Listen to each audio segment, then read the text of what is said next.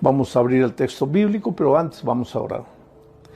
Oh Padre querido, no queremos abrir la Biblia sin tener la seguridad que el mismo Espíritu que inspiró al escritor bíblico para escribir, venga en este momento a nuestro corazón, a nuestra mente e ilumine nuestro entendimiento para que tu palabra produzca frutos para vida eterna.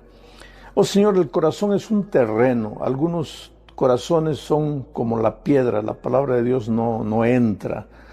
Otros corazones son como el terreno del camino, endurecido. Tantas veces la palabra llegó, pero no aceptaron y el corazón se endureció. Pero hay corazones sensibles, Señor. Y esta noche yo te suplico que tu Espíritu Santo ablande el corazón, ablande el terreno para que la palabra, la semilla de tu palabra produzca frutos para vida eterna. Sin embargo, antes de la lectura bíblica, te suplico por favor que tu mano maravillosa, cariñosa, poderosa, prodigiosa, milagrosa, toque la vida de tanta gente que está pasando por dificultades. En esta vida, Señor, a veces llega un momento en que uno humanamente no sabe qué hacer, no ve salida, está todo perdido. Mira para un lado, para otro lado, y entonces solo entra en pánico, en desesperación. Pero tú, Señor, puedes abrir los ojos de las personas para ver el camino, porque tú ya tienes la salida preparada para todo. Solo necesitamos que tu mano unja nuestros ojos para que veamos. Esta noche haz ese milagro, Señor. Manifiéstate todopoderoso en la vida de tanta gente que al recibir tu palabra en su corazón también está ansiosa de recibir tus promesas, el cumplimiento de tus promesas en su vida. Gracias por todo, Señor, en el nombre de Jesucristo. Amén. Muy bien, mis amigos queridos, el texto para en este momento es Santiago capítulo 4, versículos 7 y 8. Someteos a Dios. Esta sería la fórmula para la victoria. Someteos a Dios.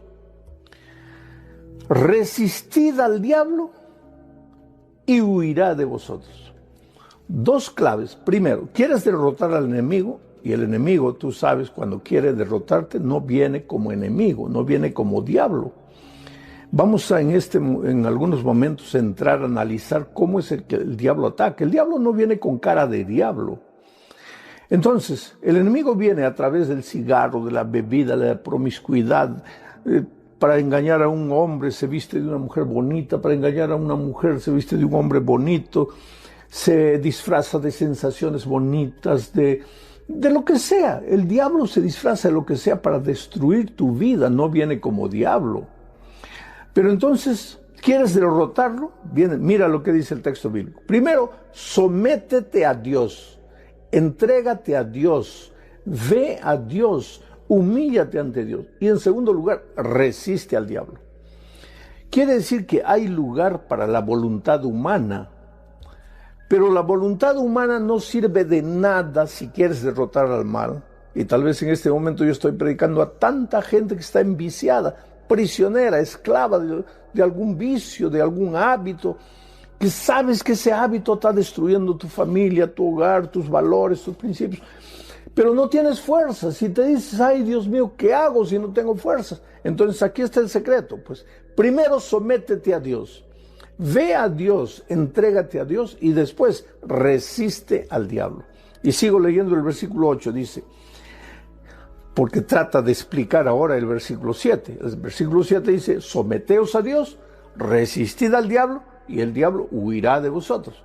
Ahora explica el versículo 8, ¿cómo es someterse a Dios? Acercaos a Dios y Él se acercará de vosotros. Pecadores, limpiaos las manos, esto es resistir al diablo. Vosotros los de doble ánimo, purificad vuestros corazones. ¿Quiénes son esos de doble ánimo? De dos caras. ¿Qué caras? Una cara en la iglesia, todo bonito, santo ahí.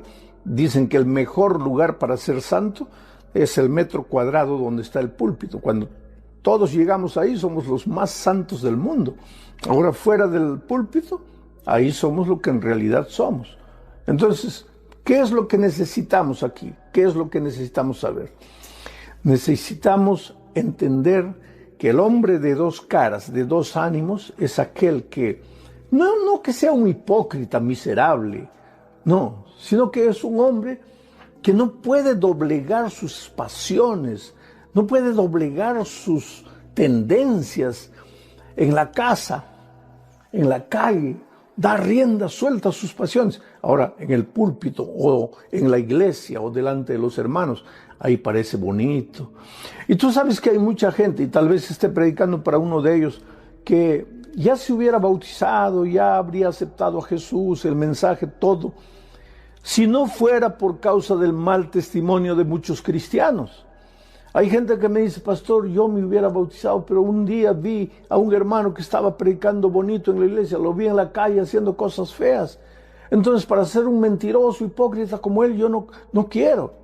Ahora yo te digo a ti, si ese es el argumento que estás usando para postergar tu decisión, no lo hagas, querido.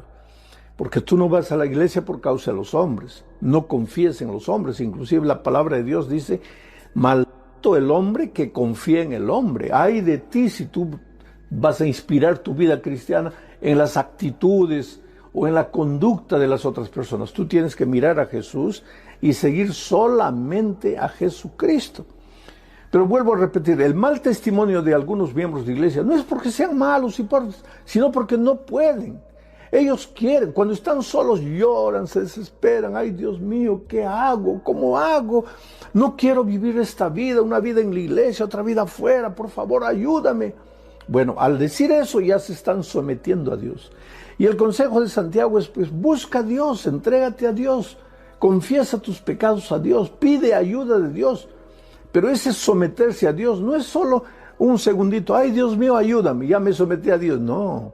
Ese someterse a Dios es que todos los días tienes que separar tiempo para estudiar la palabra de Dios con calma, digerir, alimentarte, pensar, reflexionar, meditar en el texto bíblico que acabas de leer. Y después orar. Cuando llega el momento de la tentación, en lugar de luchar para no caer en la tentación, lucha para no separarte de Dios. Habla con Dios, cuéntale a Él lo que está sucediendo en tu corazón, lo que sientes, las ganas que tienes de ir por los caminos del pecado. Eso es someterse a Dios. Y cuando tú todos los días separas tiempo para pasar con Dios, porque querido, si tienes tiempo para comer, si tienes tiempo para mirar televisión, para navegar en el internet, si tienes tiempo para pasear, tienes tiempo para ir al gimnasio y fortalecer el cuerpo, ¿por qué no puedes separar 15 minutitos diarios para estudiar la palabra de Dios, para someterte a Dios? Porque de eso no depende tu buen estado de cuerpo, físico, sino depende tu salud espiritual, tu vida eterna. Entonces tienes que separar tiempo para comunicarte con Dios. Estás sometiéndote a Dios. Entonces cuando la tentación venga, va a ser mucho más fácil derrotarla. ¿Por qué? Porque ahora pues tu voluntad está fortalecida por la voluntad de Dios. Pero queridos, para entender cómo es fácil derrotar al diablo, necesitamos entender cómo es que el diablo engañó a la primera pareja, a Adán y Eva, en el jardín del Edén. Y vamos allá, en nuestra imaginación vamos al jardín del Edén. El diablo podía pasearse en el jardín del Edén por donde quería, para tentar a Adán y Eva. ¿Podía? Es una pregunta que te hago. ¿Podía? No podía. ¿Por qué? Dios no le permitió. Dios le permitió. ¿Y por qué Dios permitió que el diablo pudiese tentar a Adán y Eva? Porque Dios nos creó con el bendito don de la libertad. Libertad. ¿Tú sabes lo que es eso? Libre albedrío, libertad. ¿Sabes por qué? Pero es que Dios nos creó seres perfectos. Y para ser un ser perfecto nosotros tendríamos la capacidad de decidir. Tendríamos que tener la capacidad de escoger, ser libres. Ahora, ¿cómo podríamos escoger entre el bien y el mal si solamente existiera bien? Si Dios no permitiera que el diablo viniera y nos tentara, ¿cómo es que nosotros podríamos escoger? Nosotros serviríamos a Dios porque no había otro camino. Entonces no seríamos libres, seríamos esclavos del bien. Y Dios no quiere esclavos. Dios quiere hijos libres. Por eso Dios le permitió al diablo que llegara al Edén. Dios le dijo a Adán y Eva cuando los creó: miren, hijos, hay un enemigo que va a tratar de destruir la vida de ustedes. Ahora, ese enemigo puede moverse por cualquier lugar. No puede moverse por cualquier lugar. Ese enemigo solo puede atacarlos a ustedes, llegar a ustedes, hablar con ustedes en el territorio de este árbol, de la ciencia del bien y del mal. Por lo tanto, queridos, si ustedes no quieren que el enemigo los agarre, no se acerquen de este árbol, porque el único lugar donde el diablo puede agarrarlos es aquí. Quédense lejos de este árbol. Y te digo una cosa, si Adán y Eva nunca se hubieran acercado del árbol, ellos nunca hubieran sido tentados. El diablo nunca los hubiera agarrado. Pero infelizmente, pues, Adán y Eva, primero ellos dos se separaron. Por eso Dios dice: no es bueno que el hombre esté solo, no es bueno que la mujer esté solo. Pero ellos se separaron, y al separaron quedaron más frágiles víctimas del enemigo. Eva llegó cerca del árbol, y cuando estaba ahí cerca del árbol, oyó una voz que le decía: Eva, Eva. Ahora, Eva comenzó a raciocinar. Esa voz no es la voz de Dios mi Padre, porque yo conozco la voz de Dios. Esa voz tampoco es la voz de Adán, mi esposo, porque yo conozco la voz de Adán. Ahora, si no es la voz de Dios y no es la voz de mi esposo, solo puede ser la voz del enemigo malo, del ángel malo, del diablo, que Dios ha dicho que quiere destruir mi vida. Entonces ella en su corazón pensó así: pobre diablo. De ahí viene la expresión pobre diablo. Bueno, estoy bromeando, ¿no? Pobre diablo. Él piensa que me va a engañar, pero yo ya lo descubrí. Yo ya sé que él no es Dios, ya sé que no es Adán. Esa voz es del diablo. Ahora yo me voy a dar la vuelta y le voy a decir 4 verdades a ese diablo para que se vaya lejos de mí y nunca más vuelva. Y cuando ella se da vuelta para decirle las 4 verdades al diablo, no ve ningún diablo. Ve una serpiente comiendo una manzana. Y querido, hoy día la serpiente nos causa así como repulsión, qué asquerosa, ay, no quiero ver la serpiente. Pero la serpiente en el jardín del Edén era uno de los animales más bellos de la creación. En primer lugar, la serpiente no se arrastraba como hoy. La serpiente se arrastra como consecuencia de la maldición por causa del pecado. Pero antes la serpiente no se arrastraba, era un animal bellísimo, extraordinario. ¿Cómo andaba? No sé. La Biblia no me dice a mí escrito cómo andaba. El Espíritu de Profecía dice que volaba. Pero ¿cómo andaba? Yo no sé. Yo no puedo explicar lo que la Biblia no explica. Una cosa sé, se arrastra como consecuencia de la maldición del pecado. Entonces Eva se vuelve: voy a decirle 4 verdades para que el diablo se vaya, el diablo no me va a engañar. Pero el diablo no aparece con cara de diablo, porque el diablo no es tonto. Puede ser diablo, pero no es tonto. ¿Tú crees que cuando quiere destruir tu vida se va a presentar así? Hola María, ¿cómo estás? Hola Jorge, Josecito, ¿cómo estás? Mira, aquí yo soy el diablo, he venido a destruir tu vida.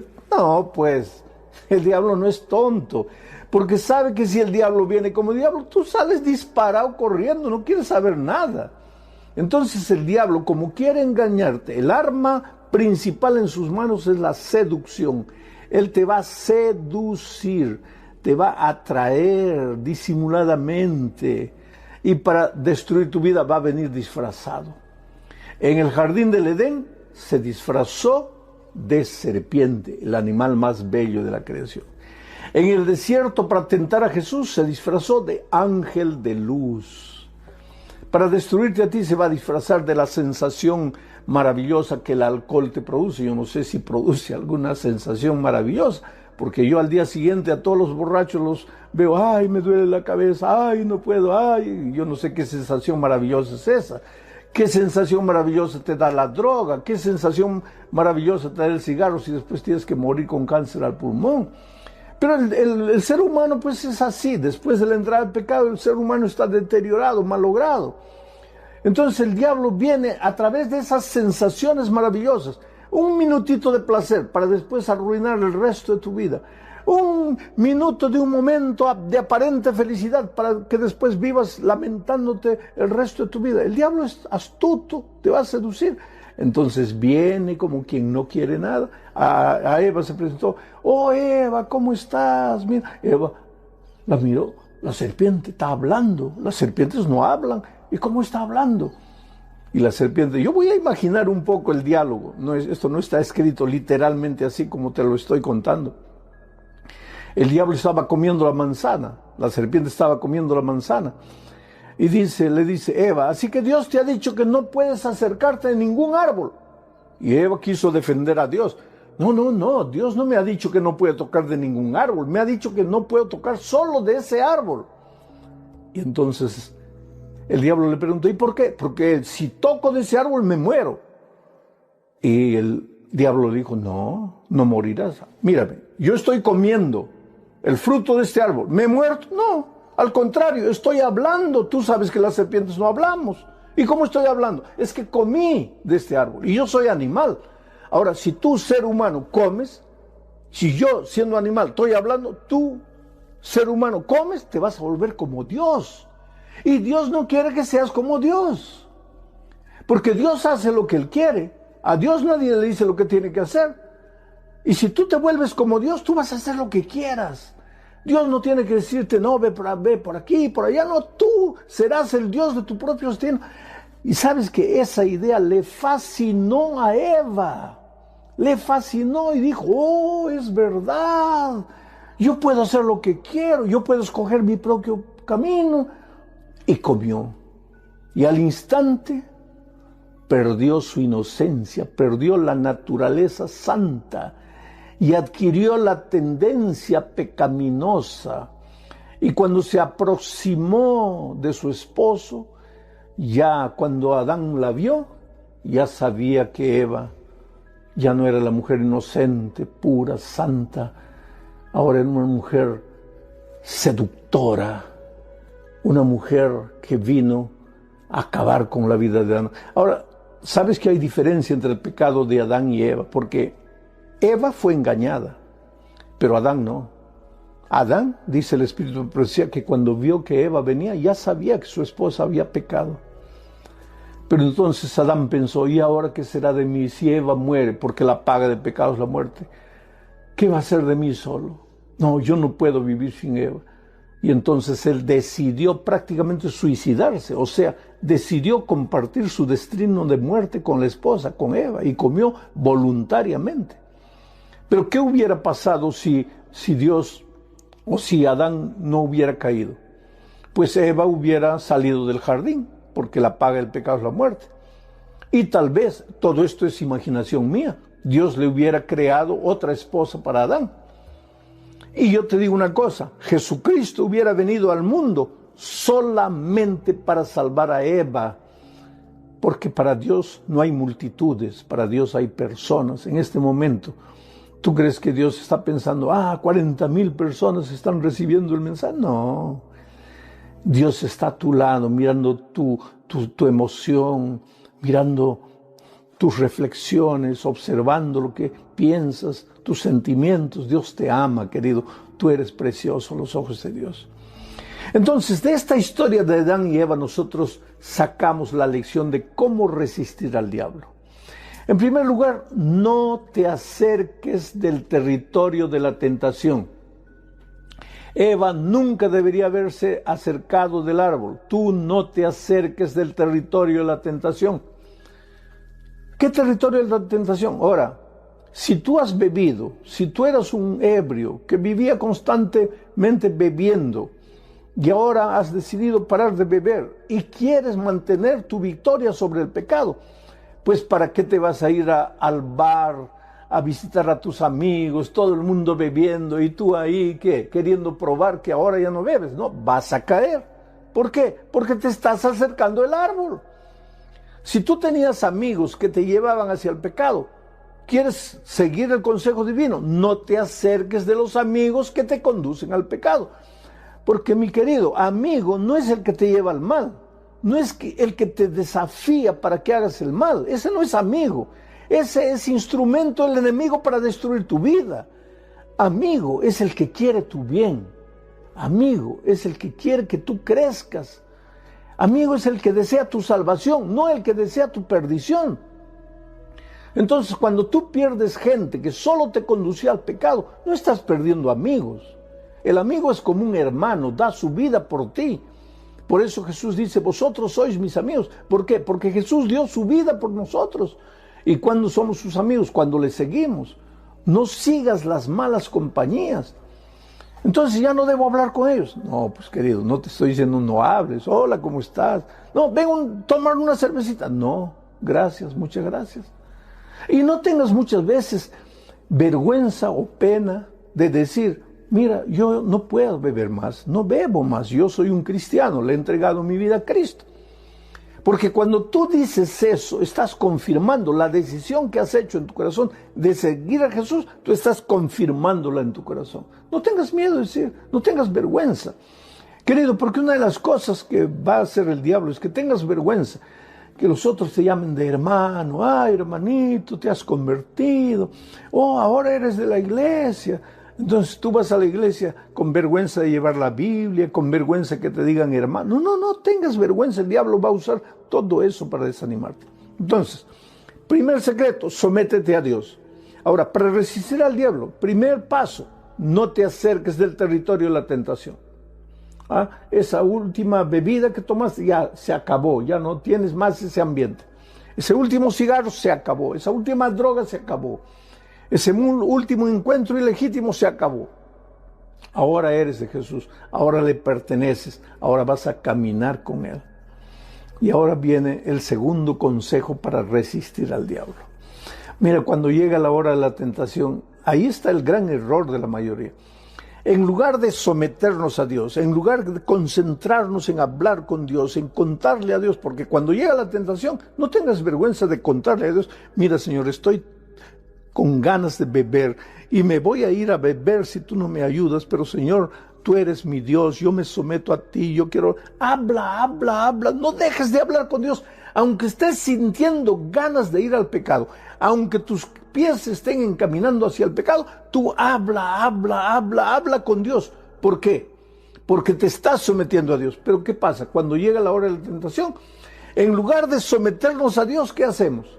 Comenzamos a resistir la tentación sin someternos a Dios. No voy a caer, voy a dominarme, ya he prometido, ya he decidido. Querido, todo lo que tú hayas prometido no vale de nada, porque tus fuerzas son fuerzas humanas.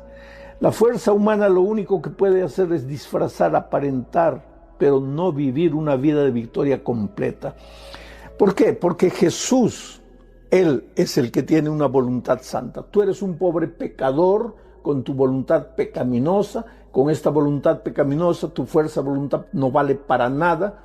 Pero cuando tú te sometes a Jesús, cuando tú vas a Jesús, la voluntad santa de Jesús se mezcla con tu voluntad pecaminosa. Eso es lo que Pablo dice, no vivo yo más, Cristo vive en mí.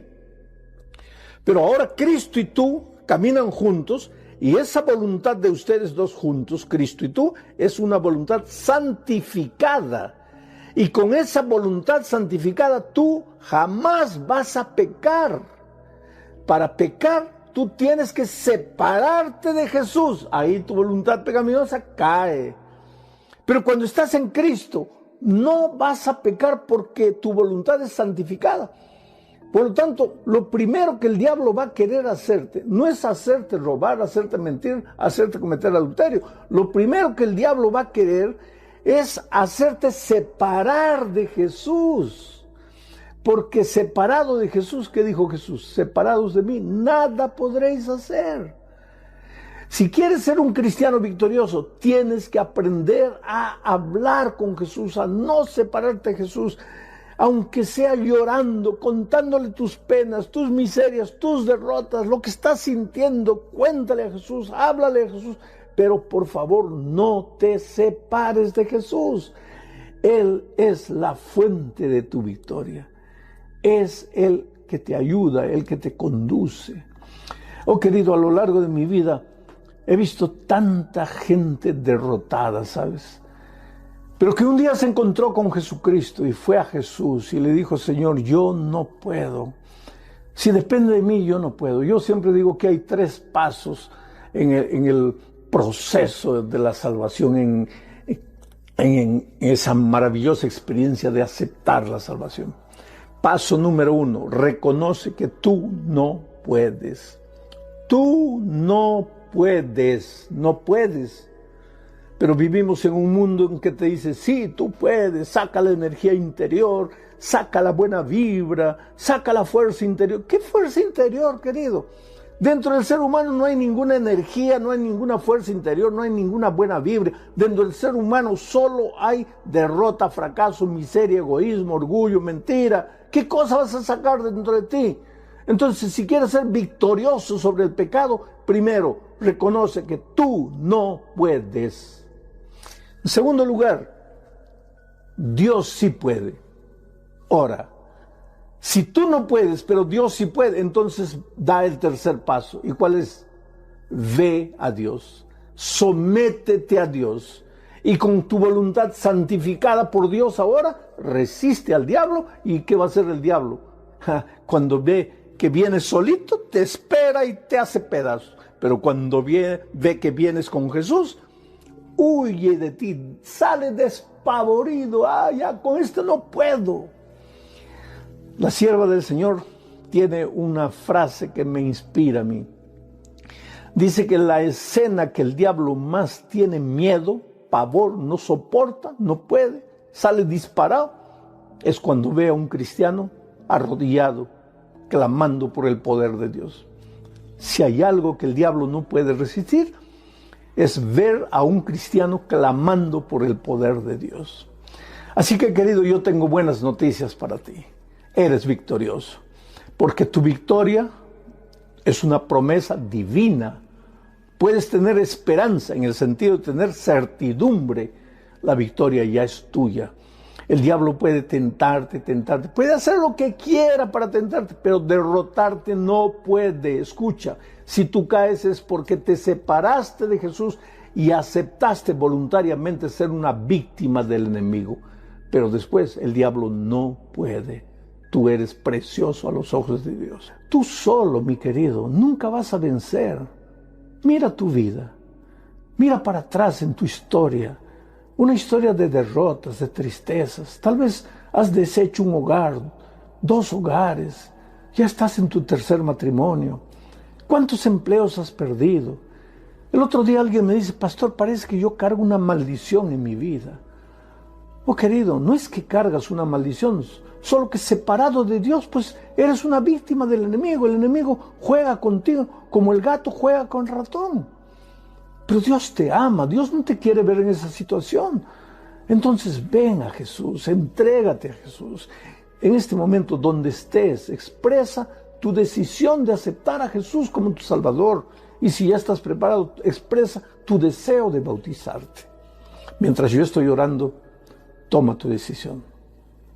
Oh Padre querido, hay corazones en el valle de la decisión en este momento. Tu Espíritu está trabajando con ellos.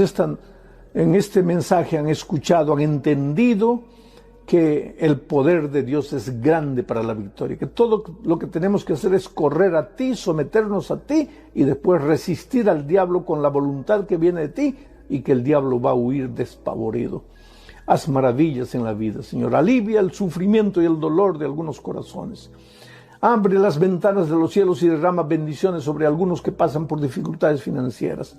Cura a los enfermos del cuerpo, del alma, de la mente. Haz maravillas en Israel, Señor, en el nombre de Jesucristo. Amén. Apocalipsis capítulo 3, a partir del versículo 12. Esta es la 6ª promesa a la 6ª iglesia del Apocalipsis. Es el mensaje a la iglesia de Filadelfia. El texto dice así, versículo 12: al que venciere, yo lo haré columna en el templo de mi Dios, y nunca más saldrá de allí. Y escribiré sobre él el nombre de mi Dios, y el nombre de la ciudad de mi Dios, la nueva Jerusalén, la cual desciende del cielo de mi Dios, y mi nombre nuevo. El que tiene oídos para oír, oiga lo que el Espíritu dice a la iglesia. Al que venciere, lo haré columna en el templo de mi Dios. Vamos a entender en qué consiste esta promesa. ¿Qué cosa quiere decir que Dios te va a hacer columna en el templo? ¿Qué quiere decir ser columna en el templo? En primer lugar, tienes que entender que muchas partes de la Biblia, especialmente del libro de Apocalipsis, son simbólicos, simbolismos. Cuando tú ves una palabra, tienes que tratar de entender lo que esa palabra significa. Pero no tienes que tratar de explicar tú, sino de buscar la explicación en la palabra de Dios, porque la propia palabra de Dios explica. A veces los seres humanos estamos dándoles explicaciones humanas a los textos bíblicos y ahí nos metemos en problemas. Pero hay un principio de hermenéutica. Hermenéutica es la ciencia de la interpretación bíblica. Y ese principio dice que la Biblia se explica a sí misma. La Biblia se explica sola, no tienes que explicarla tú. Entonces, cuando yo te digo, te hago la pregunta, ¿qué cosa significa ser columna en el templo? Tú primero tienes que entender qué cosa es el templo de Dios. Y para entender qué cosa es el templo de Dios, tú no tienes que dar tus opiniones, tú tienes que leer la Escritura, porque la Escritura te va a responder. Entonces vamos al texto bíblico para entender qué cosa es el templo. Cuando Apocalipsis dice que serás columna en el templo de Dios, ¿qué está queriendo decir? Vamos al Evangelio de San Juan, al capítulo 2 del Evangelio de San Juan, a partir del versículo 18. Mira lo que dice. Y los judíos respondieron y le dijeron a Jesús, ¿no? ¿Qué señal nos muestras ya que haces esto? Porque los judíos dudaban de Jesucristo. Los judíos no creían que Jesús era el Hijo de Dios, que era el propio Dios. Y siempre le andaban pidiendo señales. ¿Qué señal nos das de que eres Dios? Y los judíos respondieron y le dijeron, ¿qué señal nos muestras ya que haces esto? Versículo 19, Jesús respondió y les dijo, destruid este templo y en 3 días lo levantaré. Dijeron luego los judíos, en 46 años fue edificado este templo, y tú en 3 días lo levantarás. Pero Jesús hablaba del templo de su cuerpo. Interesante, ¿no? Jesús estaba pasando con los judíos, sus discípulos, cerca del templo de Jerusalén. Y los judíos le preguntaron a Jesús, a ver, danos una señal, una muestra, pruébanos que tú eres Dios. Jesús le dijo, destruid este templo y en 3 días yo lo voy a levantar de nuevo. Como los judíos no entendían, porque cuando escuchaban la palabra templo, pensaban en el templo, en la estructura, en el edificio. Entonces los judíos pensaron, pero estás loco. Si nos ha llevado 46 años para construir el templo, ahora tú en 3 días lo vas a levantar de nuevo. Y entonces el texto dice, pero Jesús no estaba hablando del templo de piedras, de cemento, de ladrillo. Jesús estaba hablando de su cuerpo, porque su cuerpo es el templo espiritual. Entonces, cuando Jesús dice que si vences te va a hacer columna en su templo, no está hablando en el templo físico. Está diciendo que tú vas a ser columna en su cuerpo. Y ahora se complican las cosas más. ¿Cómo es que yo voy a ser columna en el cuerpo de Cristo?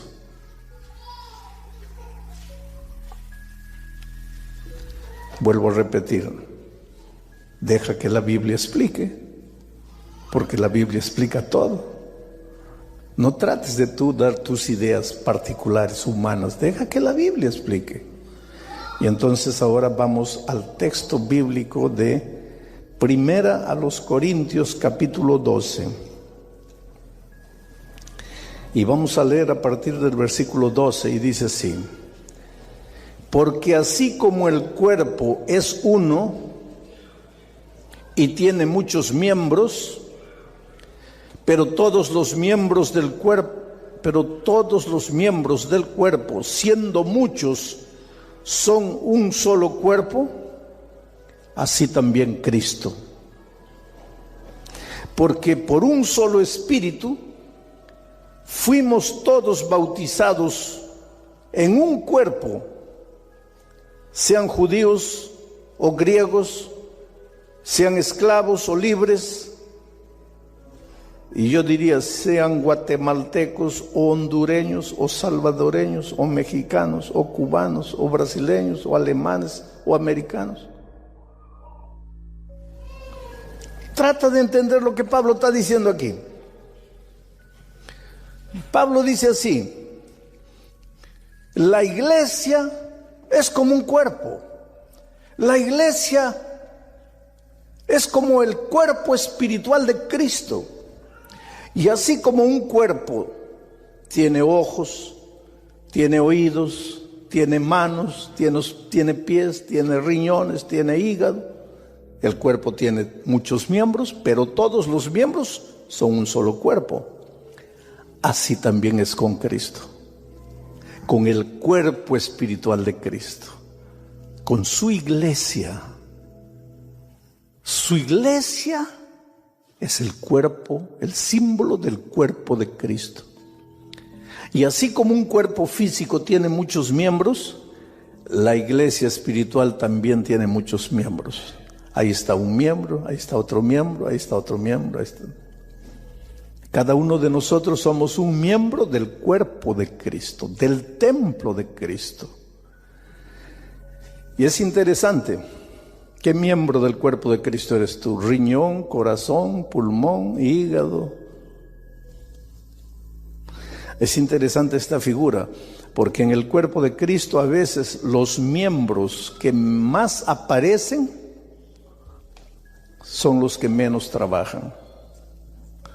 Y los que más trabajan a veces nunca aparecen. Y eso es así en la vida también. ¿Alguna vez tú has visto una muchacha andando con la foto de su riñón? ¿Ah? Mira mi riñón. ¿No? Pero has visto a una muchacha andando con la foto de sus ojos. Mira mis ojos, azules, bonitos, verdes. Ahora yo te hago una pregunta. ¿Un cuerpo puede vivir sin ojos? ¿Puede vivir sin ojos? ¿Y sin riñón puede vivir? ¿Qué es más importante en el cuerpo, los ojos o el riñón? Pero nadie anda con la foto de su riñón. Todos andan con la foto de sus ojos. ¿Qué está queriendo decir esto? Que a veces en la iglesia los que más aparecen no son los más indispensables. Y a veces los más indispensables nunca aparecen. Cuando tú entras a la iglesia tienes que tener conciencia de eso. Por ejemplo, en esta campaña evangelística, ¿quiénes están trabajando? Mira, ¿quién levantó esos focos con las lámparas? ¿Quién está atrás de las cámaras? ¿Quién está en los computadores? ¿Quién controla el sonido? ¿Quién limpió la iglesia? ¿Quién colocó las flores? ¿Ah? ¿Quién visita a las personas en las casas para estudiar la Biblia con ustedes? No soy yo. Yo no hago nada de eso. Yo salgo del hotel, vengo aquí y estoy 1 hora aquí, todos ustedes mirándome. Y termina y me vuelvo al hotel. No trabajé nada. Y las cámaras me están agarrando, mi rostro está yendo para todo el mundo. Y el hermano que cargó la lámpara, el hermano que colocó la flor, el hermano que barrió el piso, ¿por qué no mandan el rostro de él para todo el mundo? Es que así es la vida, así es la vida. Y en la iglesia de Dios también son las cosas a veces así.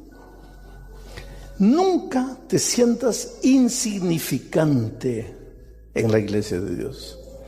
Nunca te sientas, no, yo no soy nada, yo no soy nadie, a mí nadie me saluda, a mí nadie me da importancia. No, nunca.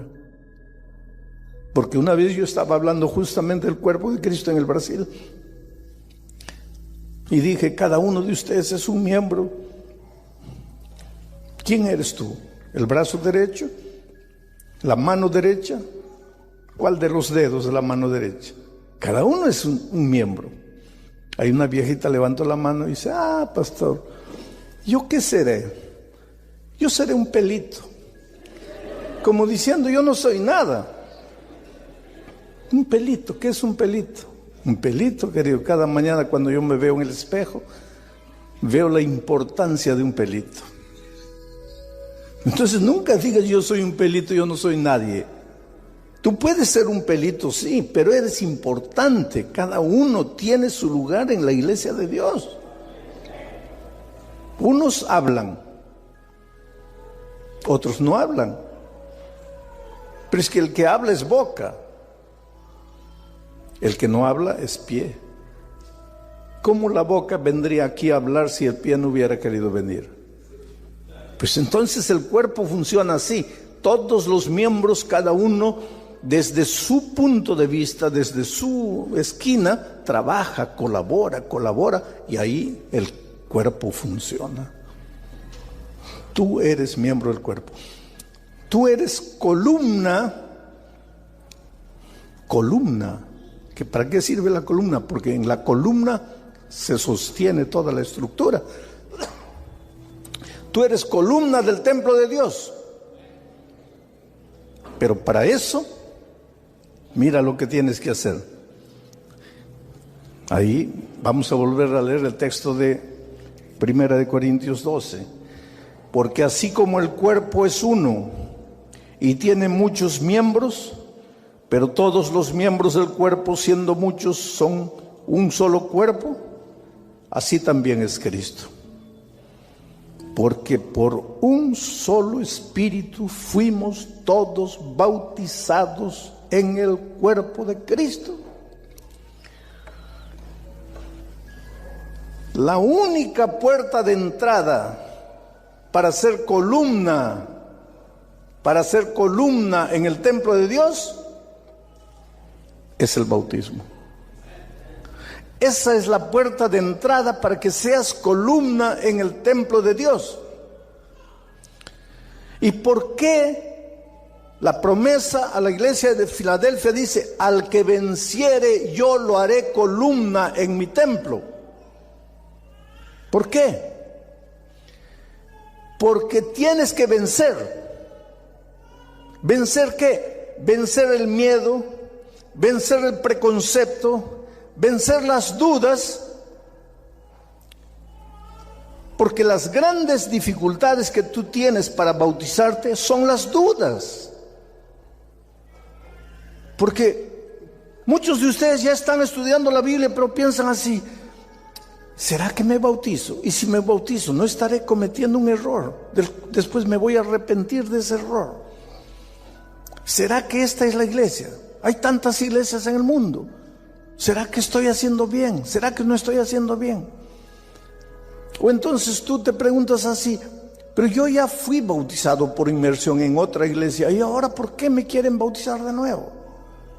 O entonces otra interrogación que entra a tu mente y te dice así, pero cuando yo era un bebito de 6 meses me bautizaron, entonces yo ya estoy bautizado, ¿por qué tengo que bautizarme de nuevo? Interesante que la Biblia responde a todas las preguntas, Y la Biblia presenta las características de un bautismo auténtico, verdadero. Y te voy a mencionar algunas características. Mateo 28, cuando el Señor Jesús da la misión, mira lo que dice. Vamos a Mateo 28. Voy a gastar un poco de tiempo, pero tengan paciencia porque ustedes necesitan saber estas cosas. Mateo capítulo 28, versículo 18 en adelante dice: y Jesús se acercó y les habló diciendo: toda potestad me es dada en el cielo y en la tierra. Por tanto, id, haced discípulos a todas las naciones, bautizándolos en el nombre del Padre y del Hijo y del Espíritu Santo, enseñándoles que guarden todas las cosas que os he mandado, y he aquí yo estoy con vosotros hasta el fin del mundo. ¿Cuál es la primera condición para que una persona sea bautizada? La persona tiene que tener la capacidad de aprender, porque tiene que ser enseñada, porque tiene que ser hecha discípula. Si no tiene la capacidad de aprender, si todavía no puede ser enseñada, si no tiene capacidad mental, emocional de aprender, no puede ser bautizada. Porque uno de los requisitos para que la persona sea bautizada es que tenga la capacidad de aprender. Mi pregunta es la siguiente: ¿un bebito de 6 meses tiene capacidad de aprender, de ser enseñada en las verdades bíblicas? Todavía no, va a tener, pero todavía no la tiene. Y si no tiene capacidad de aprender, ¿cómo puede ser bautizada? Esa es una pregunta interesante. Otra característica del bautismo bíblico, auténtico, verdadero, está en el capítulo 2 del libro de Hechos de los Apóstoles. Hechos, capítulo 2. Mira lo que dice ahí.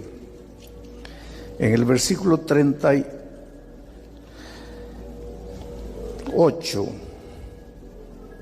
dice así: y Pedro les dijo: arrepentíos y bautícese cada uno de vosotros en el nombre de Jesucristo para perdón de los pecados, y recibiréis el poder del Espíritu Santo. Arrepentíos y bautícese cada uno. Segunda característica de un bautismo verdadero: tienes que arrepentirte de tus pecados antes de ser bautizado. Un bebito de 6 meses puede arrepentirse de sus pecados. Si el pobrecito no tiene conciencia, ¿de qué se va a arrepentir? ¿Cómo se va a arrepentir? Y si no se puede arrepentir, ¿cómo puede ser bautizado? Primera característica: tiene que ser enseñado. No puede ser enseñado, no puede ser bautizado. Segunda característica: tiene que arrepentirse. No puede arrepentirse, no puede ser bautizado. Tercera característica: Marcos 16:16 dice: el que creyere y fuere bautizado, este será salvo. Un bebito de 6 meses puede creer. ¿Cómo va a creer? No tiene condición mental de creer. ¿Y cómo puede ser bautizado? Quiere decir que si un bebito es bautizado sin haber sido enseñado, sin haberse arrepentido, sin haber creído, ese bebito fue bautizado en un bautismo que no tiene las características auténticas de un bautismo verdadero. Te voy a hacer una ilustración. Vamos a decir que yo tengo aquí un billete de $100. Vamos a decir, este es de 20. También 20. Aquí está, un billete de $20. ¿Vale alguna cosa esto? No. ¿Ah? ¿Qué puedo comprar con $20? ¿Vale alguna cosa? Vamos a decir que no tengo nada que comer, estoy muriendo de hambre, no tengo amigos, no conozco a nadie, ¿me valdría $20 para alguna cosa? Sí, muy bien, entonces tengo que guardarlo porque es precioso esto, me va a salvar de muchas cosas. Lo guardo con mucho cariño aquí. No, mejor aquí, cerca del corazón, el lugar más precioso, guardadito. Ahí un día vengo a una reunión como esta y alguien dice, mire, les voy a dar las características de un billete verdadero, porque hay mucho billete falso. Les voy a dar las características de un billete verdadero. Primera característica, si pasas el dedo por el papel no es fino, el papel es medio asperito. Primera característica. Segunda característica, si tú estrujas el papel y lo sueltas, él inmediatamente se abre. Si no se abre, es falso. Si se abre, es verdadero. Tercera característica, agarras el billete y lo miras en la contraluz, vas a ver un sello de agua. Si tiene el sello, verdadero. Si no tiene, falso. Entonces tú estás hablando aquí y yo sentado ahí saco mi billete para ver si es verdadero o falso. Primera característica, el papel tiene que ser medio áspero y yo paso fino completamente y me comienzo a asustar. Ay, Dios mío. Segunda característica, si tú lo aprietas y lo sueltas, tiene que soltarse rápido y el billete no se suelta. Ay. Tercera característica, si lo miras atrás, luz, tiene que tener el sello. Y yo miro, no tiene el sello. ¿Cuánto vale mi billete? Entonces ahora tú me dices, pastor, yo me bauticé cuando tenía 6 meses. Muy bien. ¿Fuiste enseñado? No. ¿Te arrepentiste? No. ¿Creíste? No. Entonces, ¿cuánto vale tu bautismo? No estás bautizado. Entonces no digas, me voy a bautizar de nuevo. ¿Qué te vas a bautizar de nuevo si nunca te bautizaste? En las características del bautismo bíblico, no te bautizaste. Pero ahora viene Pablo y dice, yo te haré columna, viene el ángel a la iglesia de Filadelfia y le dice, yo te haré columna en el templo de mi Dios. Vas a ser un miembro del cuerpo de Cristo. Vas a formar parte del templo espiritual de Dios, pero para eso tienes que entrar al tanque del bautismo, porque es a través del bautismo que se entra al templo de Dios. Y para eso tienes que vencer. ¿Vencer qué? Tu preconcepto. Porque ahora comienza el miedo. Ay, pero si yo me bautizo, mi pobre mamá que ya murió, ¿cómo se va a sentir la pobrecita si ella me bautizó a los 6 meses? ¿Tú te das cuenta de lo que tienes que vencer? Vas a tener que vencer. Por eso dice, al que venciere yo lo haré columna en mi templo, porque tienes que vencer temores, preconceptos y muchas cosas. Ahora, hay personas que se han bautizado con un conocimiento parcial del Evangelio.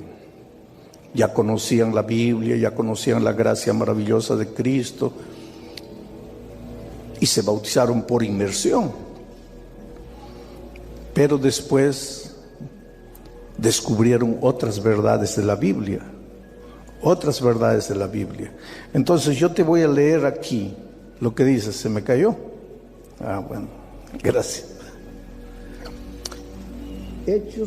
Hechos capítulo 19. Pablo llegó a Efeso y encontró gente que ya se había bautizado. Ya había sido bautizada por inmersión en el agua, pero había sido bautizada con un conocimiento parcial del Evangelio. Mira, la historia dice así.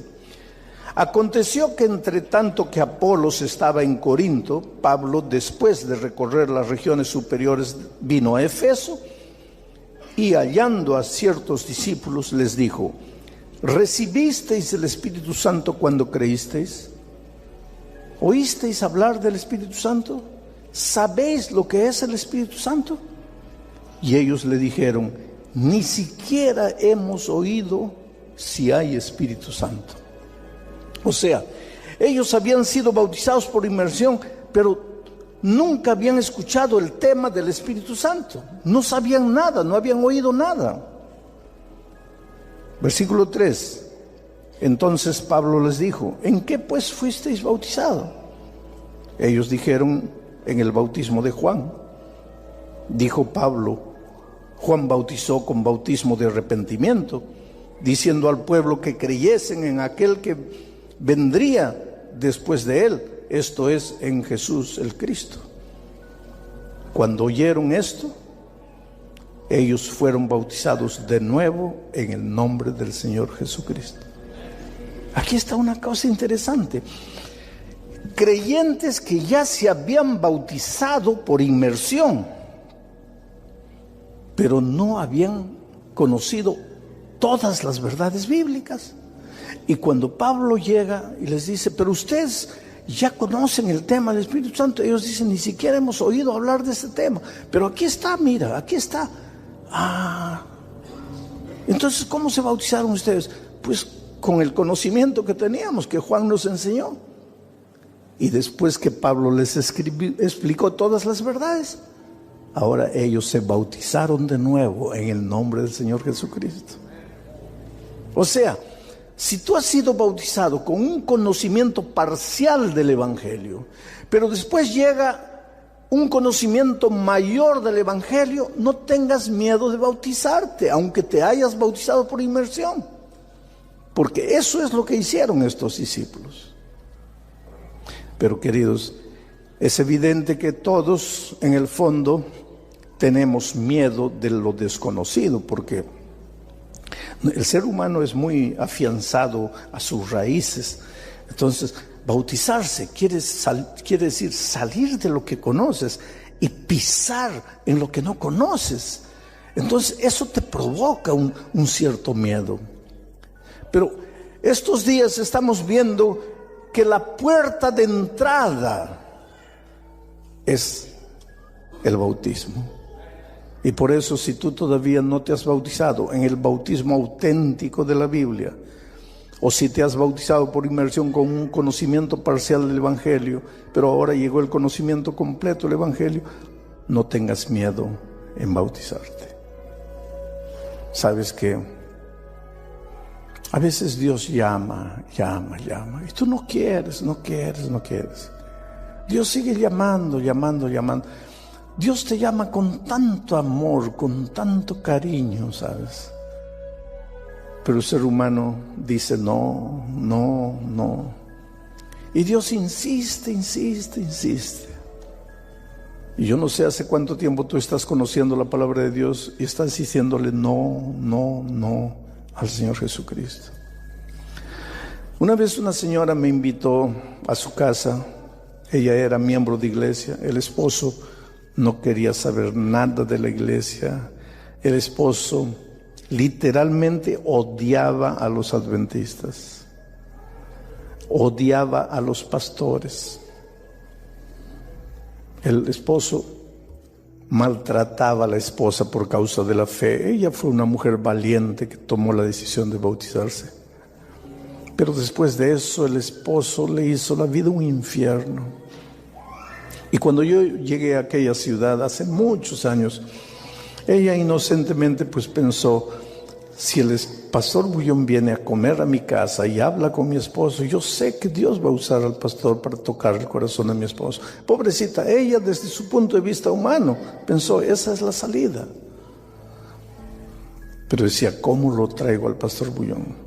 ¿Cómo lo traigo a mi casa al pastor Bullón? Entonces usó un argumento que yo no pude rechazar, porque me dijo así: mire, mi esposo, todos los pastores lo conocen, él no quiere saber nada de la iglesia adventista, él odia a los pastores, odia a la iglesia, pero a usted, él lo quiere. Y si usted viene a la casa, porque él lo está invitando para almorzar, venga.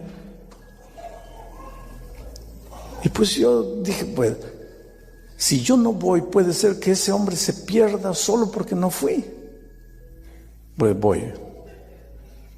Y cuando llego a la casa me doy cuenta que el esposo no me invitó para nada. Que el esposo no quería saber y que me odiaba tanto cuanto a los otros pastores. Pero ya estaba metido en la boca del lobo, ya no podía salir. El hombre me miraba. No, era un ambiente horrible, horrible, porque él no me quería, él no decía bienvenido, yo estaba contra la voluntad de él, pero ella, pobrecita, me llevó engañándome para ver si tocaba el corazón del esposo. Entonces llegó la hora del almuerzo, se sirvió, yo me senté ahí, pero una situación incómoda, completamente incómoda. ¿Cómo tú te sentarías a la mesa de un hombre que no te quiere ahí? Y esa era mi situación, completamente incómoda. Y para remate, en medio del almuerzo, la esposa me pisca el ojo, como diciendo: pastor, ya empiece a hablarle. ¿Cómo le hablo si no había abertura para eso? No habría. Y una segunda vez me pisca el ojo. Y yo dije: no, si el hombre se da cuenta que ella me está piscando el ojo, aquí nos mata a los dos. Y pues antes que me comprometa más, ya le hablé al hombre, ¿no? Y el hombre se levantó, golpeó la mesa así. Dice: mire, yo no lo invité a mi casa, pero lo recibí. Y lo mínimo que yo espero es que usted me respete. Yo no me meto a su casa a querer convencerlo a usted de nada. Usted no puede entrar a mi casa a querer convencerme que su iglesia es la verdadera y que la mía no. Y yo lo recibí. Yo respeto a mi esposa. Lo mínimo que espero es que ella me respete a mí. Aquel almuerzo es inolvidable en mi vida. Me fui, pasaron años, ¿sabe? Casi 10 años. Y un día vuelvo a esa ciudad a predicar una noche. Y cuando salgo, ella viene atrás: pastor, ¿se acuerda de mí? Yo nunca me olvidaría de esa señora. Sí, hermana, me acuerdo de usted. Mi esposo quiere que lo visite en la casa. Yo le digo: mire, hermana, yo me acuerdo la última vez que él me invitó a su casa. No, pastor. Y ahí empezó a llorar. Y me dice: ahora sí, pastor. Él está bautizado, él es miembro de iglesia, solo que él no puede caminar. Y especialmente en el invierno, así en el frío, le duelen los huesos, él no puede. Él cuánto hubiera querido venir, porque él quiere pedirle perdón por lo que le hizo hace años. Yo le digo: pero hermana, ¿cómo finalmente él se bautizó? ¿Cómo? Me dice: pastor, es una historia dolorosa. Mi esposo no quería saber nada de Jesús, usted sabe, pero una noche, borracho, venía de una fiesta, ebrio, dirigiendo su carro, salió de la carretera. No murió, pero quedó 8 meses entre la vida y la muerte. En ese tiempo el socio de la empresa de él se apoderó de la empresa. Cuando él salió condenado a una silla de ruedas para el resto de la vida. Y se dio cuenta que había perdido la empresa, que el socio bandido se apoderó de la empresa. Para la recuperación de él tuvimos que vender propiedades, no tenemos nada, vivimos en una pequeña casa. Y un día, pastor, yo entré a la casa, lo encontré llorando. Le dije: ¿qué te pasa? Y él me dice: ¿tú crees que Jesús me aceptaría como estoy? Claro, ¿por qué no? Y él dice: no. Cuando yo tenía dinero, tenía una empresa, tenía vida, tenía salud, yo nunca quise. Ahora sin nada, enfermo, sin poder andar, ¿tú crees que Jesús me va a aceptar? Y ella lo abrazó y lo besó y le dijo: claro. ¿Quién te dijo a ti que Jesús estaba interesado en tu empresa, en tu dinero? Jesús te ama a ti. Y un día fue al tanque del bautismo, cargado por 4 diáconos, y lo hicieron entrar al tanque y fue bautizado. Yo me pregunto, Él no podría haber venido andando con sus propios pies, así como tú cada noche te levantas y vienes. ¿No podría haber entrado al tanque del bautismo andando con sus propios pies? Podría. No quiso. Durante años y años Dios lo llamó con amor, lo llamó, no quiso. Un día la vida se encargó, sus propios errores, sus propias decisiones, porque nadie lo obligó a dirigir el vehículo ebrio. La vida lo dejó en una situación. Vino a bautizarse, pero cargado por 4 personas. Por eso la Biblia dice, hoy es el día de buena nueva. No es mañana, no es el próximo año, hoy. Y por eso Jesús esta noche dice, hijo, tú eres tan precioso que yo quiero hacerte miembro de mi templo, columna en mi templo. Tú me vas a servir, tú vas a ser un predicador del Evangelio, tú vas a ser una cantante del Evangelio, tú vas a, un día, de aquí a 2, 3 años, vas a estar corriendo, participando de la vida de la iglesia, pero sentado ahí sufriendo. No, yo tengo un plan para ti, tú vas a ser columnas, sustentáculo, las columnas que sostienen mi templo, tú eres importante para mí, pero tienes que bautizarte. Porque la puerta de entrada es el bautismo. Y sabes que Benjamín, Gloria y Alan entendieron eso. ¿Y por qué los menciono?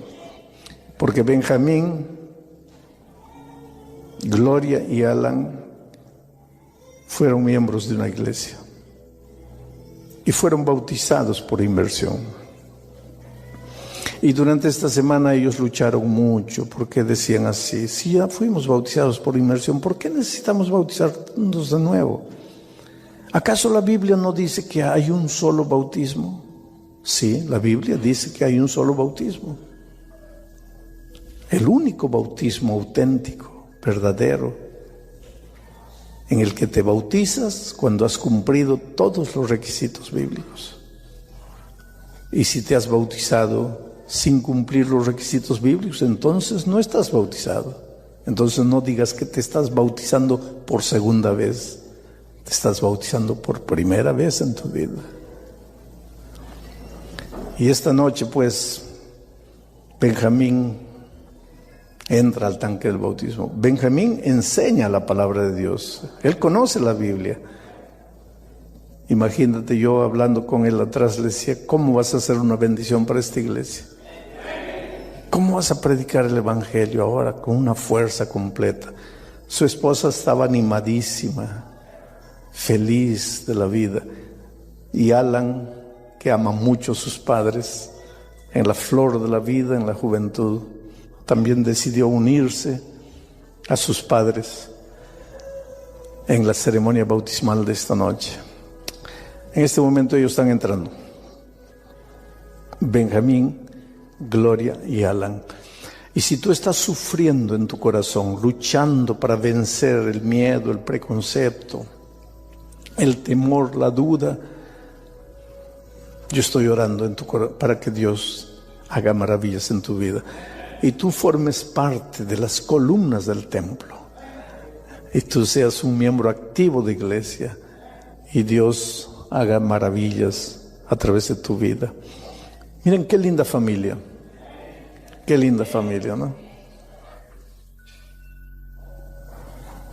linda familia.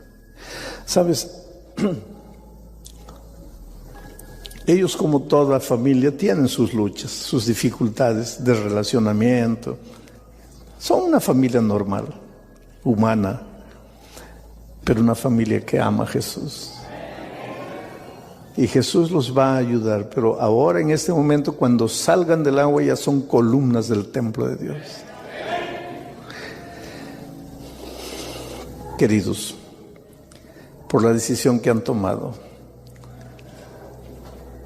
para que nuevamente ustedes sientan en su corazón la paz del Evangelio, de la gracia maravillosa de Cristo, para que caminen en caminos de victoria, de obediencia a la palabra de Dios. y para que sean columnas en el templo de Dios. El pastor Francisco, como ministro del Evangelio, los bautiza en nombre del Padre, del Hijo y del Espíritu Santo. Amén.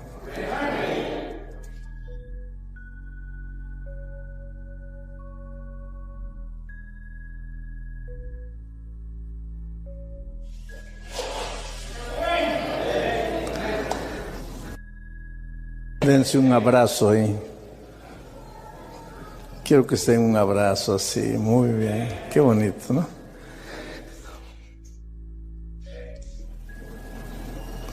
Hay un himno que dice: ¿qué sería de mí si no me hubieras encontrado?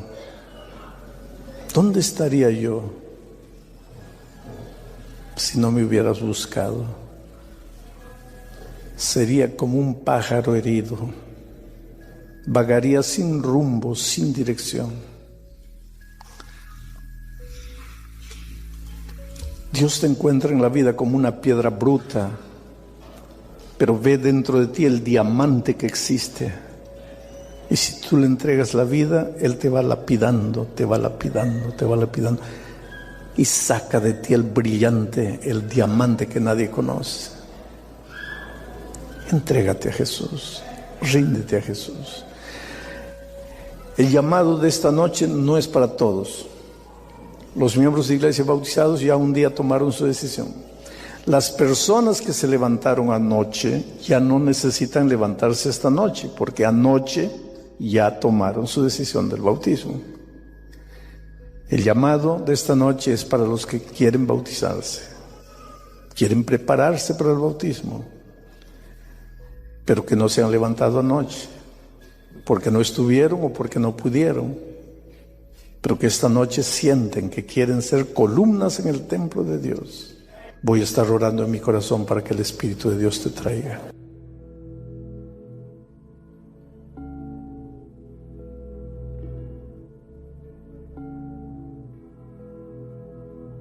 Vamos a abrir la palabra de Dios, Génesis, el libro de Génesis, capítulo 21.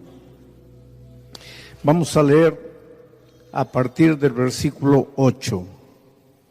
Dice así: creció el niño y fue destetado, e hizo Abraham gran banquete el día que fue destetado Isaac. Voy a quedarme en ese versículo para explicarles un poco el cuadro, el marco histórico de esta declaración. Ustedes saben que Dios le había prometido a Abraham dar una descendencia tan grande como la arena del mar, como las estrellas del cielo, muchos hijos, muchos nietos, muchos bisnietos. Él daría origen a lo que hoy conocemos como el pueblo de Israel. Pero resulta que los años pasaban y Sara, la esposa de Abraham, no se quedaba embarazada. Y pasaron 5 años, pasaron 10 años, pasaron 15 años, pasaron 20 años.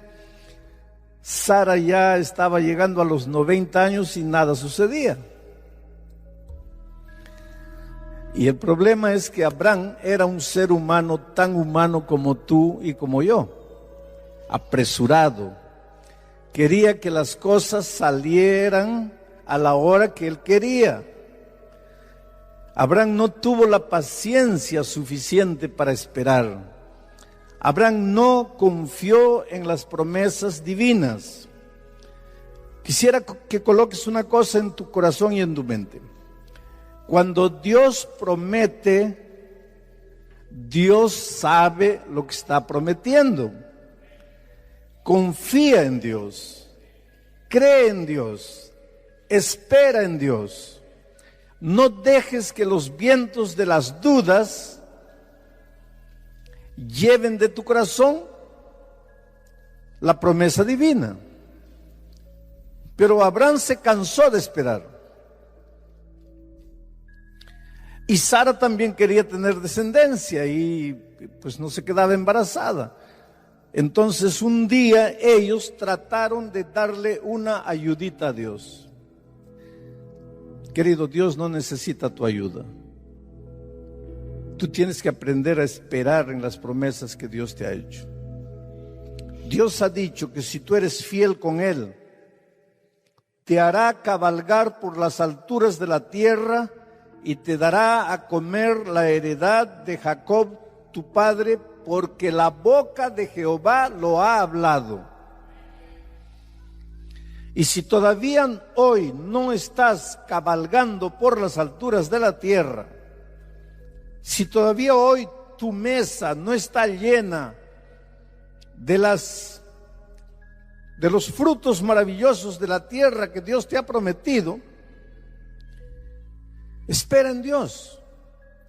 No trates de tomarle la delantera a Dios. Confía en Él. Pero Abraham y Sara combinaron, y en ese tiempo ellos podían hacer eso. No me preguntes por qué, yo no tengo explicaciones. Dios nunca aprobó, pero Dios permitió algunas cosas que simplemente hoy no tienen sentido. En esos tiempos, cuando la sierva de una señora tenía un hijo, ese hijo pertenecía a la familia, a la señora. Y entonces Sara tenía una sierva llamada Agar, y como la promesa del hijo no se cumplía aparentemente, pues Abraham y Sara combinaron. ¿Qué tal si tú duermes con Agar y ese niño va a ser como nuestro hijo? Fue así que nació Isaac. Algunos años después, Sara, cuando parecía imposible que pudiera quedarse embarazada, se quedó embarazada de Isaac. El primer hijo era Ismael. Ahora se queda embarazada del verdadero hijo, del hijo de la promesa. ¿Por qué no esperó? ¿Por qué no esperó? Ahora voy a usar una expresión bien humana. Cuando no esperamos en la palabra de Dios, cuando no confiamos en la palabra de Dios, en la promesa de Dios, metemos la pata. Nos metemos en problemas y lamentamos más adelante. Pero ya lo hicimos. Fue así que primero nació Ismael y después nació Isaac. Ismael, el padre de los árabes, Isaac, el padre de los judíos. Y esos dos muchachos comenzaron a pelear en aquellos tiempos y continúan peleando hasta hoy. Y nada de eso hubiera sucedido si Abraham hubiera confiado en la promesa divina. Habría un solo pueblo. No estaríamos viendo el derramamiento de sangre que estamos viendo hoy y que hemos visto a lo largo de la historia. Confiar en Dios. ¿Cómo es necesario aprender a confiar en Dios? Trabaja honestamente. No quieras quedarte rico de la noche para la mañana, de un momento a otro, porque Dios ha prometido que te va a hacer cabalgar por las alturas de la tierra. Trabaja honestamente, devuélvele a Dios lo que es de Dios, confía en el Señor, sigue trabajando y Dios te va a hacer cabalgar por las alturas de la tierra. Pero si quieres enriquecer de un momento a otro, vas a entrar al terreno de la deshonestidad. Y ese dinero es engañoso. Y más tarde o más temprano lo vas a lamentar. Bueno, ahora ya te conté el panorama histórico. Ahora voy a leer el texto todo, completo, para que entiendas mejor. Voy a volver con el versículo 8. Dice: y creció el niño.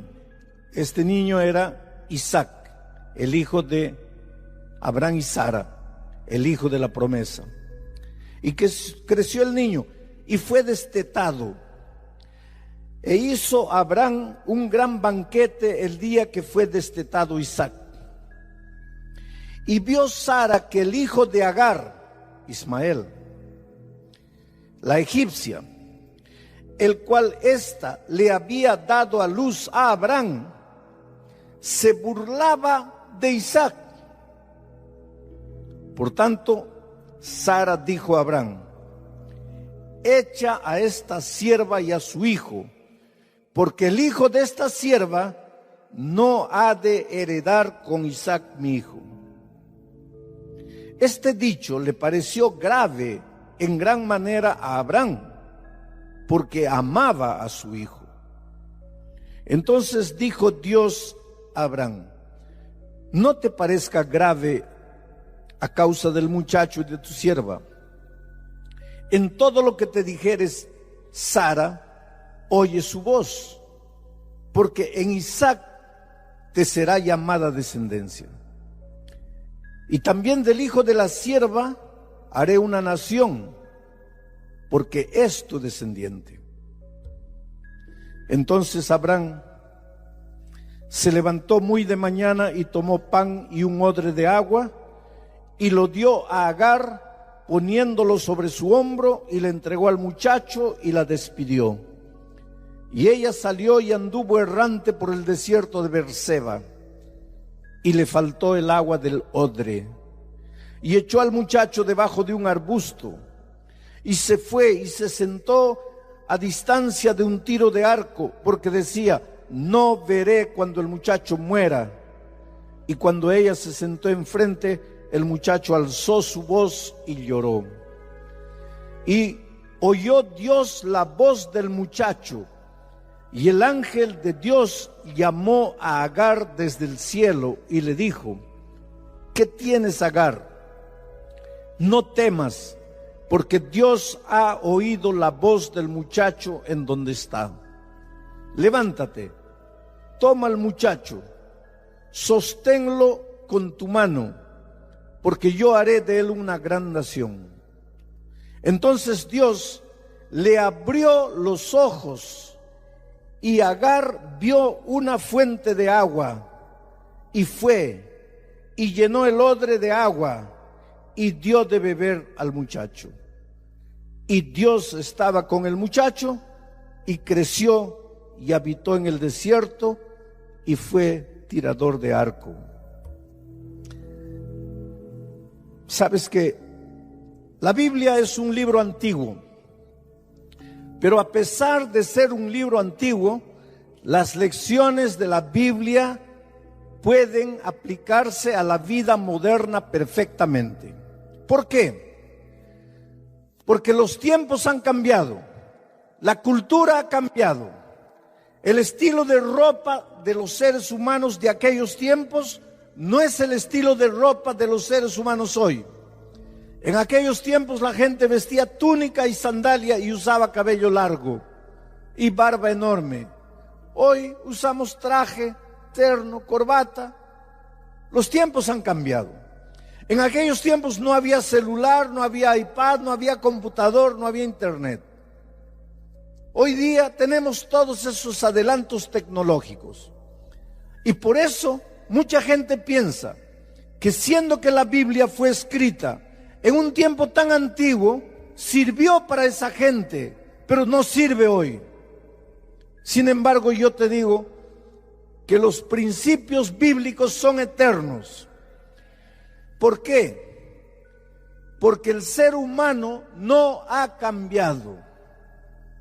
La cultura puede haber cambiado, los tiempos pueden haber cambiado, el estilo de vida puede haber cambiado, pero el ser humano no ha cambiado. Los traumas y temores y dramas que las familias vivían en los tiempos bíblicos son los mismos traumas, dramas y problemas que las familias viven hoy. ¿Has leído alguna vez aquí la noticia de que un hermano mató a su hermano carnal? Pues anda a los tiempos bíblicos y vas a encontrar a Caín matando a Abel. La cultura ha cambiado, pero el ser humano no ha cambiado. ¿Has escuchado hoy día, en estos días, la noticia de un hombre que tiene un hijo con la vecina o un hijo con la empleada? Pues anda los tiempos bíblicos y sucedía la misma cosa. El ser humano no ha cambiado. Por lo tanto, aunque la cultura ha cambiado, los principios bíblicos continúan siendo eternos. Lo que nosotros necesitamos aprender es a sacar de las páginas de la Biblia las lecciones que pueden ser aplicadas a nuestra vida hoy. Y ahora voy a hacer una revisión del texto bíblico, tratando de sacar esas lecciones que pueden ser aplicadas a nuestra experiencia hoy. Vamos al primer versículo que leí, el versículo 8. Dice así: y creció el niño. Ahí ya habría materia para un sermón entero. Y creció el niño. Todo crece. Y quiero decirle una cosa a los padres esta noche. Los hijos crecen, papá, mamá. Escucha bien lo que te voy a decir. Los hijos crecen. Y voy a decir algo que te puede preocupar. Infelizmente los hijos crecen.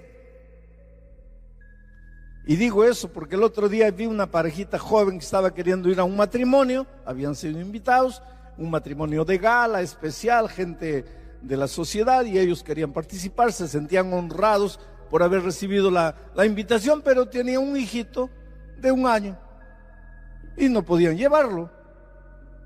Y entonces la señora se agarra la cabeza y dice: ay, ¿cuándo crecerá este niño? Ojalá que no creciera nunca, querido. ¿Qué problema te dan los hijos, los niños? Que tienes que cambiarles de ropa, que tienes que cambiarles el pañal, que no puedes ir a un matrimonio, ¿ah? Que tienes que decirle: levántate, toma, come. Ojalá que todos esos fueran los únicos problemas de la vida. Pero espera que tu hijo tenga 14 años, 15 años, 18 años. Y más de un padre esta noche está de acuerdo conmigo. Porque tu hijito de 3 años no te hacía llorar. Y tu hija de 17 años te hace derramar lágrimas todos los días. Pero la Biblia dice que el niño creció. No te olvides de esto. Esto es materia para un sermón, pero no me voy a detener aquí, porque mi texto es otro. Aprovecha los tiempos cuando tus hijos son niños y coloca la semilla de la palabra de Dios en su corazoncito. La Biblia dice: instruye al niño en el camino en que debe andar, y aun cuando fuere viejo no se apartará. Tal vez esté predicando esta noche para un padre, una madre que me diga: pastor, yo cumplí todo eso. Yo nunca fui a la cama sin pasar un tiempo con mi hijo, leyéndole historias, cantándole himnos, orando con él, hasta que se durmiera. Y hoy mi hijo está grande, está fuera de la iglesia, no quiere saber nada de Dios. No te desesperes. Porque la promesa divina es: mi palabra no volverá a mí vacía. La promesa de Dios es: echa tu pan sobre las aguas y al fin de muchos días lo hallarás. Ustedes saben que hace unos 10 años atrás encontraron unas momias allá en Egipto y encontraron un poco de trigo junto con la momia y plantaron algunos granos de trigo. Las momias, ¿cuántos siglos? Y sabes que el trigo germinó y creció. Miles de años esa semilla guardada, seca, aparentemente sin vida. Cuando encontraron la momia pensó: este trigo ya no vale para nada. Pero cuando cayó la lluvia y mojó la tierra, de ese grano aparentemente seco brotó la vida. Si tú plantaste la semilla de la palabra de Dios en el corazón de tu hijo, no te desesperes. Sufre, lógico que vas a sufrir. Ora. Algunos padres me preguntan a mí, pastor, ¿qué hago con mi hijo? Llega un momento en la vida del hijo que cualquier palabra que tú digas solo levanta la barrera entre tú y él. Llega un momento en la vida del hijo en que no tienes que decir nada más, solamente orar y orar, porque has plantado la semilla en el corazón de ese muchacho. Y cuando la lluvia del Espíritu Santo caiga, de esa semilla aparentemente seca brotará la vida y tu hijo volverá. Pero ahora que tu niño es pequeño, planta la semilla, porque los hijos crecen. Aunque tú no quieras, los hijos crecen. El texto sigue diciendo que creció el niño y fue destetado, y ese día Abraham hizo un gran banquete. En el original hebreo dice, hizo una gran fiesta. Yo no sé si tú te has dado cuenta, pero la vida es una fiesta, una linda fiesta. Hay gente que dice, pero pastor, el cristiano no puede ir a la fiesta. ¿Cómo que no? Tú vas a la Biblia y vas a encontrar que hubo una fiesta en Jerusalén y Jesús fue a la fiesta. No me digas que el cristiano no puede ir a la fiesta. Depende de qué fiesta. Si tú vas a una fiesta y al día siguiente estás con un dolor de cabeza terrible, con el peso de la conciencia, con el cuerpo doliendo, esa es una fiesta a donde ni el cristiano ni nadie debería haber entrado nunca. Pero si tú vas a una fiesta y al día siguiente te despiertas con ganas de alabar el nombre de Dios, de agradecer a Dios y de continuar viviendo, pues es una fiesta donde sí podrías haber ido. La vida es una fiesta, la vida es alegría, la vida es júbilo, la vida es entusiasmo. Jesucristo dijo, yo he venido para que tengan vida y la tengan en abundancia. Vive la vida plena, disfruta de la vida. Cada mañana cuando despiertas, mira por la ventana, mira el sol. Hay vida, estás vivo. Hay un Dios que te ama. Puedes estar lleno de deudas, llenos de dificultades, llenos de problemas, pero estás vivo. Tu cuerpo puede estar consumido por el cáncer, pero todavía estás vivo. Agradece a Dios por cada segundo de vida. Ahora yo te digo una cosa, si la vida es una fiesta y puede ser siempre una fiesta, ¿por qué de repente aparece un Ismael para arruinar la fiesta? Pero así somos. Ismael apareció y destruyó el ambiente familiar, destruyó la fiesta, porque Sara lo vio. Se estaba burlando Ismael de Isaac. Y Sara llamó a Abraham y le dijo, mira, el hijo de la sierva, mira, fue ella que habló con con Abraham, para que Abraham tuviese un hijo, porque ella no podía quedarse embarazada. Ahora es ella la que llama a Abraham y le dice, mira, ese hijo no va a vivir conmigo, sácala. Echa a esa mujer de aquí y echa a su hijo. El texto bíblico dice que esto le pareció muy doloroso a Abraham por causa de su hijo, porque amaba a su hijo Isaac. Hay una cosa en la vida, querido. El perdón es una cosa y las consecuencias del pecado son otra cosa. Dios perdona todo, pero la vida no te perdona. Dios te perdona, pero la vida no te perdona. Y te voy a explicar de una manera jocosa.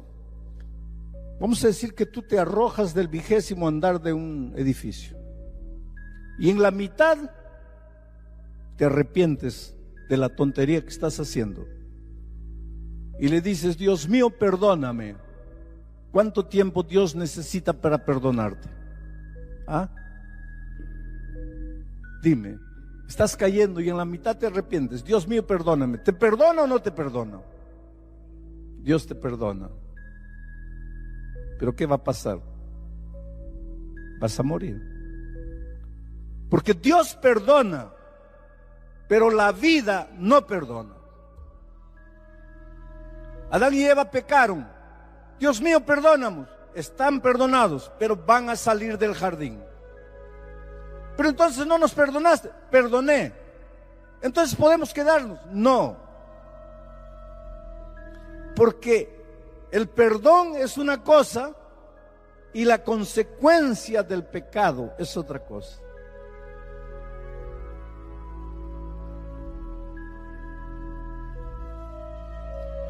Ismael tuvo que salir de casa, a pesar del dolor del padre. ¿Tú sabes cómo se sintió Dios cuando Adán y Eva tuvieron que abandonar el jardín? Así como se sintió Abraham cuando Agar e Ismael tuvieron que ir para el desierto. Y aquí hay una figura maravillosa, porque cuando Abraham vio partir a Agar y a Ismael, les dio una vasija de agua para el camino. Y cuando Dios vio partir a Adán y Eva del jardín, les dio el agua de su gracia para el camino por el desierto de esta vida. El ser humano no estaría abandonado, tendría la gracia divina. Y ahora Agar e Ismael caminan y caminan por el desierto de Beerseba. Así como nosotros, pueblo de Dios, estamos andando desde el día que Adán y Eva salieron del jardín, estamos caminando y caminando por el desierto de esta vida. Y en el desierto faltan muchas cosas, muchas veces. Falta sombra a veces falta calor, a veces falta agua, a veces falta comida, a veces falta ropa. El desierto es tierra de miseria, tierra de escorpiones, tierra de chacales. El desierto no es nuestra casa. El desierto no es nuestro destino. Nosotros tenemos un destino glorioso. Canaán nos espera. Estamos solo transitando por el desierto. Y así como a Agar y a Ismael les faltó muchas cosas en el desierto, es posible que en el desierto de esta vida te falte muchas cosas. Estaré predicando esta noche para alguien que le falta dinero para pagar la casa que compró. Estaré predicando en este momento para un joven a quien le falta dinero para pagar el curso universitario que comenzó. Estaré predicando para una esposa a quien le falta el amor, el respeto y la consideración del esposo. Estaré predicando para un padre a quien le falta el respeto y el amor del hijo. Estaré predicando para un ser humano que ha hundido sus pies en el desierto de esta vida y le falta paz para dormir. En el desierto de esta vida muchas veces nos va a faltar muchas cosas. Algo interesante con Agar en el desierto, le faltó agua. Se le acabó el agua que Abraham le dio al salir de casa. Buscó por aquí, no había agua, por allá no había agua, no había agua, no había agua por lugar ninguno. Agua es una necesidad vital, más vital que la comida. Tú puedes resistir muchos días sin comer, pero no puedes resistir muchos días sin beber. Más del 70% de tu cuerpo es agua. No te preocupes tanto en comer, come. Pero no te desesperes por la comida, desespérate por el agua. Bebe. No se bebe cuando da sed. Cuando da sed es porque el cuerpo ya encendió la luz roja. Tú no le echas agua al carro cuando la luz roja se prende. Tú le echas agua al carro antes que la luz roja se prenda. Porque cuando la luz roja se prende, es que el motor ya va a reventar. Tú no tienes que tomar agua cuando te da sed. Cuando te da sed es porque tu cuerpo ya va a reventar. Tú tienes que beber agua por disciplina. Bueno, mi tema no es salud. Pero es interesante que a ellos en el desierto les faltó agua. El agua es el símbolo de la gracia de Cristo. Estaré predicando en esta noche para alguien que le falta gracia. Vives atormentado porque has fallado. No puedes olvidar tu pasado. Tu conciencia te crucifica el madero de tus errores. En la noche te volteas en la cama de un lado para otro sin poder dormir. Te sientes culpable, te sientes perdido. No tienes paz en el corazón. Necesitas del agua maravillosa de la gracia de Cristo. En el desierto no había agua. Agar e Ismael estaban muriendo de sed. No había agua. Agar buscó agua por todos los lados. No había agua. Y entonces mira cómo somos los seres humanos. Llevó al niño debajo de un arbusto. Ya estaba lánguido, ya no tenía fuerzas, deshidratado, estaba moribundo, agonizante. Y el texto bíblico dice que Agar dejó al niño debajo de un arbusto y se fue a una distancia como la de un tiro de arco, más o menos 20 metros. Y dijo: no quiero morir cuando el niño muera. Quiere decir, para ella ya estaba todo perdido, ya estaba todo acabado, ya no había solución. Oh querido, la vida te lleva muchas veces a circunstancias en que tú piensas que está todo perdido, que ya no hay salida, que ya no hay una ventana por donde huir. Se acabó, terminó para ti, no para Dios. Para Dios no hay caso perdido. No importa cuál sea el drama que estás viviendo, Dios es Dios. Abrió el mar rojo, hizo caer maná del cielo, sacó agua de la roca, cerró la boca de los leones. Dios es Dios. Dios no duerme en las páginas de la Biblia.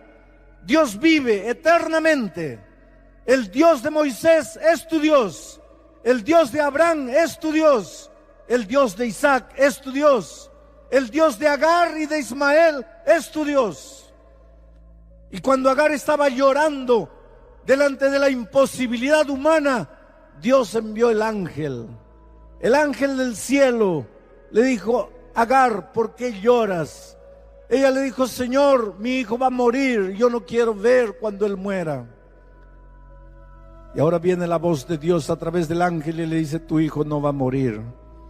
¿Cómo no va a morir, Señor, si está en las drogas? ¿Cómo mi hijo no va a morir si está en el homosexualismo? ¿Cómo no va a morir si no quiere saber nada de la iglesia? No va a morir, porque tú plantaste la palabra mía en el corazón de él cuando era niño. No va a morir. A ti te parece que va a morir. Para ti todo puede parecer perdido, no para mí. Levántate, deja de llorar. Toma al niño por la mano, porque yo te digo una cosa: de ese muchacho moribundo, de ese pobre drogadicto, de ese muchacho que no quiere saber nada con la vida, de ese hombre que en tu opinión está todo perdido, de ese muchacho yo voy a hacer una gran nación. Yo lo voy a llevar a las alturas de la tierra. Entonces no llores, no desesperes, levántate y toma al muchacho por la mano. Y ella fue. Y cuando tomó al muchacho, la Biblia dice que el muchacho también en su desesperación, en su agonía, clamó a Dios, levantó la voz. Y Dios oyó la voz del muchacho. Dios siempre oye la voz del Hijo de Dios que clama con fe. Oh querido, no sé cuál es el drama que tú vives. En la vida financiera, en la vida familiar, en la salud, en tus relaciones humanas. Yo no sé cuál es el drama que tú piensas que ya no tiene solución. Yo te digo una cosa en el nombre de Dios esta noche. Deja de llorar. Deja de llorar. Y levanta la voz. Clama a Dios. Llora delante de Él. Ve esta noche a tu casa. Antes de dormir, arrodíllate. Suplica a Dios. Dile que tú no puedes. Dile que para ti todo está perdido. Pero dile que crees en Él. Dale a Dios la oportunidad de mostrarse todopoderoso en tu vida. Ahora aquí viene la parte principal de mi texto esta noche. La Biblia dice: y Dios abrió los ojos de Agar, y Agar vio una fuente de agua. Escuchen bien el texto. No dice: y Dios creó una fuente de agua para Agar. No. No dice el texto: y Dios hizo caer una fuente de agua para Agar. No. La fuente ya existía, pero Agar no la veía. Todo lo que Dios hizo fue abrir los ojos de Agar para mirar la salida, porque la salida ya existía, pero ella no la veía. Y yo te digo, querido, la salida para tu problema ya existe. La solución ya está hecha, solo que tú no la ves. Dios no te va a fabricar una solución. La solución para tu drama ya está. Lo que Dios va a hacer es abrirte los ojos para que tú veas la salida. Pero en el nombre de Dios te digo, nadie esta noche tiene derecho de salir de aquí derrotado, acabado, pensando que no hay salida. Pastor, dígame cuál. Yo no sé, querido, yo soy un ser humano como tú. Ve a Dios, clama a Él, llora delante de Él. Pero la solución para tu drama ya existe. Y Dios te va a abrir los ojos y vas a encontrar la salida. Acabo de llegar de Guadalajara. Ayer me trajeron un hombre marcado para morir. Lo están persiguiendo, lo están cazando. Un hombre manchado de sangre. Un hombre lleno de tatuajes en el cuerpo, lleno de cicatrices de bala en el cuerpo, perseguido para ser muerto. Ayer él me dijo una cosa impresionante: mi salida es Cristo, mi solución es Cristo. Y yo le hice una pregunta: ¿tú crees que porque te entregaste a Cristo, los sicarios que te persiguen para matarte ya no te van a matar? Él me dice: no, pastor, tal vez me maten, pero eso ya no me importa, porque ya le entregué mi vida a Cristo. Le dije: muchacho, ¿realmente has entendido quién es Jesús en tu vida? Ve a Jesús esta noche. Ríndete a Él, entrégate a Él.